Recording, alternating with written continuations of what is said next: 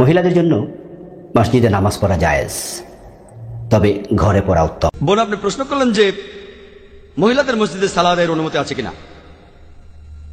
পবিত্র কোরআনে এমন কোন আয়াত নেই যেটা মহিলাদের মসজিদে সালাতকে নিষেধ করেছে। এছাড়াও এমন কোন সহিহ হাদিসও নেই যেখানে বলা হচ্ছে যে মহিলারা মসজিদে সালাত আদায় করতে যেতে পারবে না। নারীরা মসজিদে যে সালাত আদায় করলে সালাত হবে না কেন? নারীরা কি আল্লাহর বান্দি নন? অবশ্যই তারা আল্লাহর বান্দি। তবে মসজিদ থেকে ঘরে সালাত আদায় করা উত্তম। নবী সাল্লাল্লাহু আলাইহি ওয়াসাল্লাম বললেন, লা তামনাউ ইমা আল্লাহি মাসাজিদাল্লাহ। আল্লাহর ঘর যদি মহিলারা যেতে চায় তা আল্লাহর বান্দীদেরকে নিষেধ করবে না। স্বামীর অধিকার নাই নিষেধ করা। ওমর বলেন যে আমি কিভাবে তোমাকে নিষেধ করবো? রাসূলুল্লাহ সাল্লাল্লাহু আলাইহি ওয়াসাল্লাম বলেছেন, লা তামনাউ ইমা আল্লাহি মাসাজিদাল্লাহ। মেয়েরা মসজিদে যেতে চাইলে তোমরা নিষেধ করবে না। তা আমি ওমর কিভাবে তোমাকে নিষেধ করবো? কিন্তু আমি অপছন্দ করি। বাংলাদেশে মেয়েদের এই যে মসজিদে যাওয়ার ব্যবস্থা নেই, এটা আসলে কেমন লাগে? নবীদের মসজিদে মেয়েরা নামাজ পড়তে যায়, আল্লাহর ঘর কাবা শরীফে মসজিদে নামাজ পড়তে যায়। বাংলাদেশের মেয়েরা এই সিস্টেম গুলো পায় না, মসজিদে যাওয়ার ব্যবস্থা নেই, এজন্য এরা হয় মাজারমুখী নাই বাজারমুখী। আব্দুল্লাহ রাদিয়াল্লাহু আনহু বলেছেন, হাদিস বর্ণনা করছেন, লা তামনাউ নিসাআকুমুল মাসাজিদ ইজাস্তাযান্না। মহিলারা যদি মসজিদে সালাত পড়তে চায় তোমরা তাদেরকে বাধা দিও না। গতকাল আমার এক সাথী আমাকে একটা ভিডিও দেখালেন। ভিডিওতে দেখলাম হাদিস আমলের দাবিদার জনৈক শেখ বলছেন, সহিহ বুখারীর এত নম্বর হাদিসে বর্ণিত আছে, রাসূলুল্লাহ সাল্লাল্লাহু আলাইহি ওয়াসাল্লাম বলেছেন, তোমরা মেয়েদেরকে মসজিদে আসতে নিষেধ করো না। শেখ বলছেন এটা সহিহ বুখারীর হাদিস। এর খেলাফ হানাফি মাযহাবের মানুষেরা বলছে মেয়েদের মসজিদে আসাটা মাকরুহ, হানাফিরা মেয়েদেরকে মসজিদে আসতে নিষেধ করছে। তিনি বলছেন বড়ই আফসোসের বিষয়, আমাদের দেশের হুজুররাও হানাফি মাযহাবের তাকলিদ করে মেয়েদেরকে মসজিদে আসতে নিষেধ করছেন। শেখ বলছেন এসব কানা অন্ধ প্রতিবন্ধী হুজুররা যদি হানাফি মাযহাবের অন্ধ অনুসরণ বাদ দিয়ে সহিহ বুখারীটুকু পড়তেন তাহলে কখনোই তারা এরূপ ফতোয়া দিতেন না। শ্রোতা দর্শক মণ্ডলী, শেখদের এ ধরনের গলাবাজির কারণেই আজ আপনাদের সামনে সহিহ বুখারী নিয়ে বসেছি। আল্লাহ চাইলে এ সম্পর্কে দু চারটি কথা আপনাদের সামনে উপস্থাপন করব। আল্লাহুল মুআফফিক ওয়াল মুঈন। এখন আমাদের সামনে রয়েছে সহিহ বুখারীর খণ্ড নম্বর 1 পৃষ্ঠা নম্বর 123, হাদিস নম্বর 900।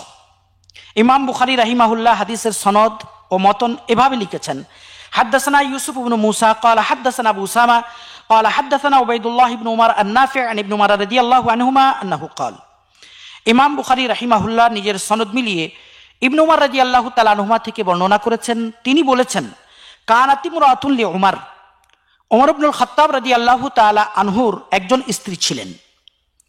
তাশহাদু সালাত আস-সুবহি ওয়াল ইশাই ফিল জামাআতি ফিল মসজিদ, তিনি এশা ও ফজরের নামাজ জামাত সহ আদায় করার জন্য মসজিদে হাজির হতেন।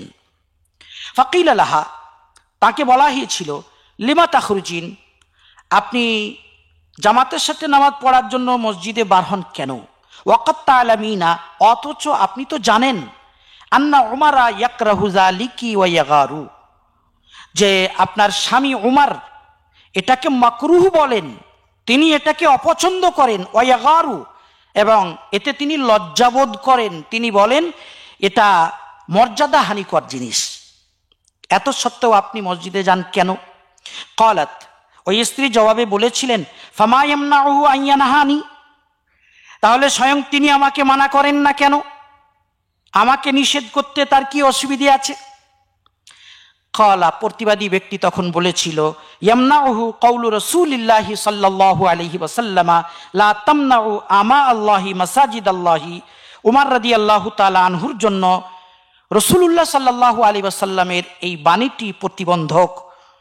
তিনি বলেছেন, তোমরা আল্লাহর বান্দীদেরকে আল্লাহর মসজিদ সমূহে আসতে নিষেধ করো না। এ পর্যন্ত সহিহ বুখারীর 900 নম্বর এ হাদিসের তর্জমা সম্পূর্ণ হলো। দর্শক মণ্ডলী, আমরা আজ এ হাদিসের ব্যাখ্যায় বিশেষ করে 3টি কথা আলোচনা করব ইনশাআল্লাহ। আমরা প্রথমে আলোচনা করব সাইয়্যিদুনা ওমর ইবনুল খাত্তাব রাদিয়াল্লাহু তাআলা আনহু, ইসলামের দ্বিতীয় খলিফা, মহিলাদের মসজিদে এসে জামাত সহ নামাজ আদায় করা সম্পর্কে কি দৃষ্টিভঙ্গি রাখতেন, এ সম্পর্কে তার ফতোয়া কি ছিল, এটা আমরা সর্বপ্রথম আলোচনা করব। নম্বর 2, আমরা আলোচনা করব উমর রাদিয়াল্লাহু তাআলা আনহুর যে স্ত্রী এশা ও ফজরের নামাজ জামাত সহ আদায় করতেন তার সম্পর্কে বেশ কিছু জরুরি কথা। নাম্বার 3, আমরা আলোচনা করব রাসূলুল্লাহ সাল্লাল্লাহু আলাইহি ওয়াসাল্লাম বলেছেন তোমরা মেয়েদেরকে মসজিদে আসতে নিষেধ করো না, এই হাদিসের সঠিক ব্যাখ্যা কি।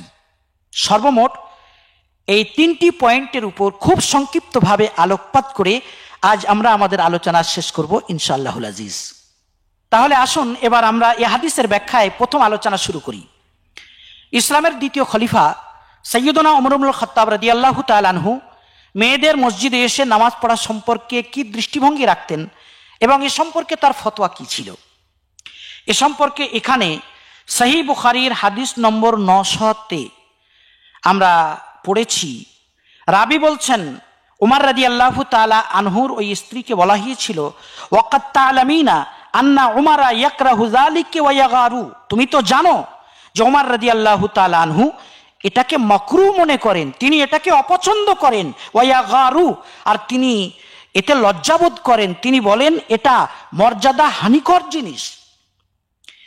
এ দ্বারা দিনের আলোর মতো সুস্পষ্ট প্রমাণিত হলো যে উমর রাদিয়াল্লাহু তাআলা আনহু মেয়েদের মসজিদে এসে জামাত সহ নামাজ আদায় করাকে মাকরুহ বলতেন।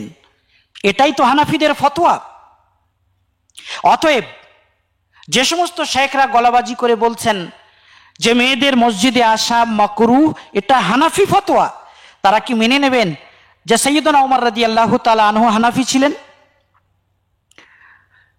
আর তারা যে বলছেন যে সমস্ত হুজুররা মেয়েদের মসজিদে আসতে নিষেধ করছেন তারা কানা, তারা অন্ধ, তারা প্রতিবন্ধী, আমরা যদি এখন বলি যে সমস্ত শেখরা মেয়েদের মসজিদে আসার জন্য উৎসাহিত করছেন তারা কানা, তারা প্রতিবন্ধী, তারা অন্ধ, তাহলে এটা কেমন হবে?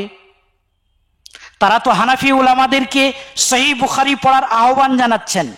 আমরা যদি এখন এই সমস্ত শেখদেরকে সহিহ বুখারীর হাদিসগুলি একটু বুঝিয়ে পড়ার, একটু উপলব্ধি করার দাওয়াত দিই, তাহলে কেমন হবে?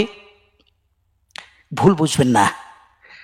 আমি বারবার বলে থাকি আমার আহলে হাদিস ভাইদের, যিনি সব কিছু আল্লামা নাসিরউদ্দিন আলবানী তিনি কিতাব লিখেছেন আসলু সিফাতি সালাতিন নবী মিনাত তাকবীর ইলা তাসলিম কাআন্নাকা তারাহা, এটা সেই কিতাবের 2য় খণ্ড। আল্লামা নাসিরউদ্দিন আলবানী খুব সুস্পষ্টই লিখেছেন এই কিতাবের খণ্ড নম্বর 2 পৃষ্ঠা নম্বর 617 লিখছেন লা সিয়ামা হানাফিয়াতুল হিন্দ ফাইন্নাহুম বারাকাল্লাহু ফীহিম আকসারুল মুসলিমিন আল ইয়াওমা ইলমান ওয়া আমালান বিসুন্নাহ। তরজমা: ভারতবর্ষের হানাফিরা বিশেষ উল্লেখযোগ্য, বারাকাল্লাহু ফীহিম, আল্লাহ তাদেরকে বরকত দান করুন। নাসিরউদ্দিন আলবানী বলছেন আল্লাহ ভারতবর্ষের হানাফিদেরকে বরকত দিন। তারপর লিখছেন ইন্নাহুম আকসারুল মুসলিমিন আল ইয়াওমা ইলমান ওয়া আমালান বিসুন্নাহ, নিশ্চয়ই তারা এ জামানার মুসলমানদের মধ্যে ইলমের দিক দিয়ে এবং সুন্নতের উপর আমল করার ক্ষেত্রে মুসলমানদের মধ্যে সবচেয়ে এগিয়ে আছেন। সুবহানাল্লাহি ওয়া বিহামদি, কথায় বলে গুড় অন্ধকারেও মিষ্টি লাগে। এজন্যই আমি হাদিস আমলের দাবিদার শেখদেরকে বলছি গলাবাজি বন্ধ করুন। আল্লাহুম্মা আরিনাল হাক্কা হাক্কান ওয়ারযুকনা ইত্তিবাআহ ওয়া আরিনাল বাতিলা বাতিলা ওয়ারযুকনা ইজতিনাবাহ। দর্শক মণ্ডলী, এবার আমরা এই হাদিসের ব্যাখ্যায় 2য় আলোচনা শুরু করছি। সাইয়্যিদনা ওমর ইবনুল খাত্তাব রাদিয়াল্লাহু তাআলা আনহুর যে স্ত্রী এশা ও ফজরের নামাজ জামাত সহ আদায় করার জন্য মসজিদে আসতেন তার সম্পর্কে কিছু জরুরি কথা।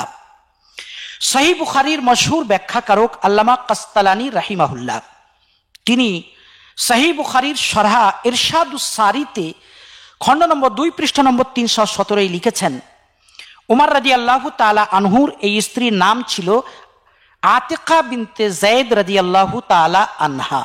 তিনি দেখতে খুব সুন্দরী ছিলেন। উমর রাদিয়াল্লাহু তাআলা আনহু যখন তাকে বিয়ের পয়গাম দিয়েছিলেন তখন তিনি বলেছিলেন আপনি তো মেয়েদের মসজিদে আসতে দেন না, এদিকে আপনি আমাকে বিয়ের পয়গাম দিয়েছেন, যদি আপনি আমাকে বিশেষ করে রাতের দুটি নামাজ এশা ও ফজর মসজিদে এসে আদায় করার সুযোগ দেন, তাহলে আমি আপনার পেগাম কবুল করতে রাজি আছি। এছাড়া কোনো মতেই আতিকা রাদিয়াল্লাহু তাআলা আনহা বিয়েতে রাজি হচ্ছিলেন না, তাই অগত্যা মজবুরিতে পড়ে হযরত ওমর রাদিয়াল্লাহু তাআলা আনহু আতিকা রাদিয়াল্লাহু তাআলা আনহার এ শর্ত মঞ্জুর করে তার সাথে বিয়ে করেছিলেন। এ কথা ইরশাদুস সারি শারহে বুখারীতে খণ্ড নম্বর 2 পৃষ্ঠা নম্বর 317 লেখা আছে। তবে আপনাদেরকে বলে রাখি, পরবর্তীতে যখন আতিকা রাদিয়াল্লাহু তাআলা আনহার কাছে এটা সুস্পষ্ট হয় যে রাসূলুল্লাহ সাল্লাল্লাহু আলাইহি ওয়াসাল্লামের জুমহুর সাহাবায়ে ইকরাম মেয়েদের মসজিদে আসতে নিষেধ করছেন, এবং রাসূলুল্লাহ সাল্লাল্লাহু আলাইহি ওয়াসাল্লাম কোন প্রেক্ষাপটে মেয়েদেরকে মসজিদে আসার অনুমতি দিয়ে রেখেছিলেন, এসব কিছু যখন তার কাছে সুস্পষ্ট হয়, তখন জীবনের শেষ পর্বে এসে তিনি আর মসজিদে আসতেন না। এ কথা ইমাম ইবনে হাজার আসকালানী রাহিমাহুল্লাহ আল ইসাবাহ ফি তামইজিস সাহাবা কিতাবে লিখেছেন, খণ্ড নম্বর 8 পৃষ্ঠা নম্বর 228, জীবনী নম্বর 1145।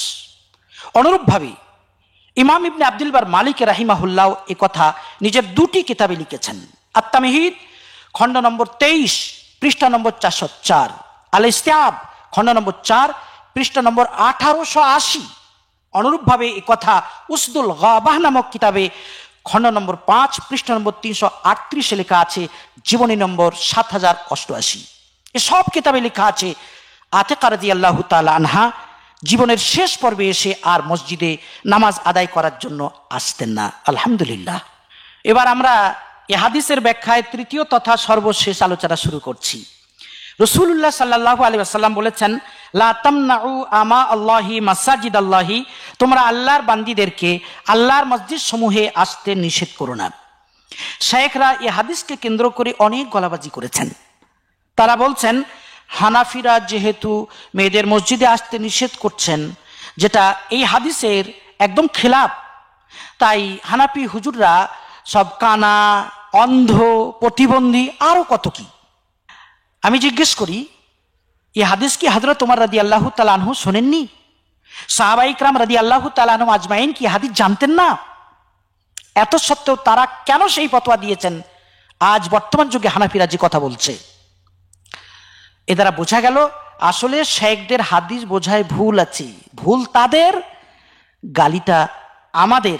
এর নাম হলো উদর পিণ্ডি বুদুর গাড়ি।